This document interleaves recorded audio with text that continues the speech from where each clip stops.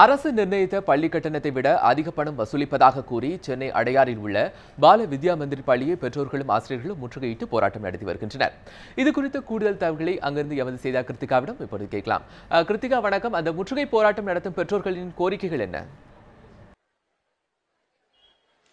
நம்ம முன்னாடியே குறிப்பிட்டது போல, அதாவது சிங்காரவேலன் கமிட்டி, அதாவது அரசு நிர்ணயித்த பள்ளி கட்டணம் இங்க அதிகமா வசூலிக்கப்படுது அப்படின்ற குற்றச்சாட்டு தான் பெற்றோர்கள் வச்சிருக்காங்க.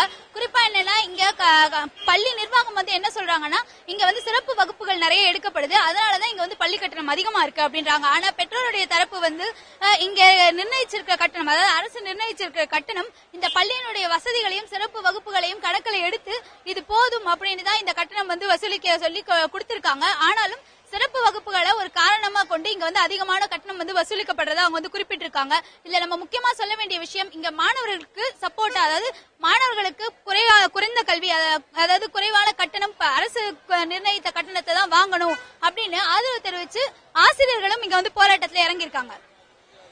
அதாவது பெற்றோர்களுக்கு ஆதரவாக ஆசிரியர்களும் இந்த போராட்டத்தில் ஈடுபட்டு இருப்பதற்கான காரணம் என்ன?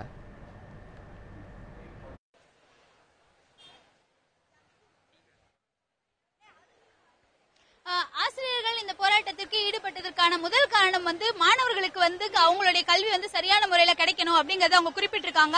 அதுவும் அரசு நிர்ணயித்த அந்த கட்டணம் சரி அப்படிங்கறத அவங்க சொல்லியிருக்காங்க. இது நம்ம கவனிக்க வேண்டிய விஷயம் என்னன்னா, இந்த பள்ளியினுடைய பிரின்சிபலா இருந்தவங்களையும் சிஇஓ அப்படின்னு சொல்லப்படுற தலைமை ஆசிரியர்கள் 2 பேரையும் நேத்திக்கு நீக்கினதா பள்ளி நிர்வாகம் தெரிவிச்சிருக்கு. முக்கியமா சிஇஓ நீக்கப்பட்டதா அதிகாரப்பூர்வமா தெரிவிக்கப்பட்டிருந்த போதிலும், முன்னாடி இருந்த தலைமை ஆசிரியர், அதாவது பிரின்சிபலுக்கு பதிலாக புது பிரின்சிபல் வந்திருக்காங்க அப்படின்ற நோட்டிபிகேஷனும் எல்லா பெற்றோருக்கும் அனுப்பப்பட்டிருக்கு.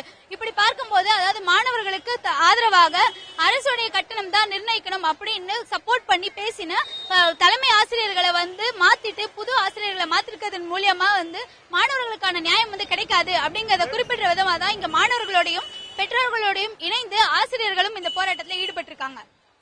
உங்களுடைய தகவல்களுக்கு நன்றி கிருத்திகா.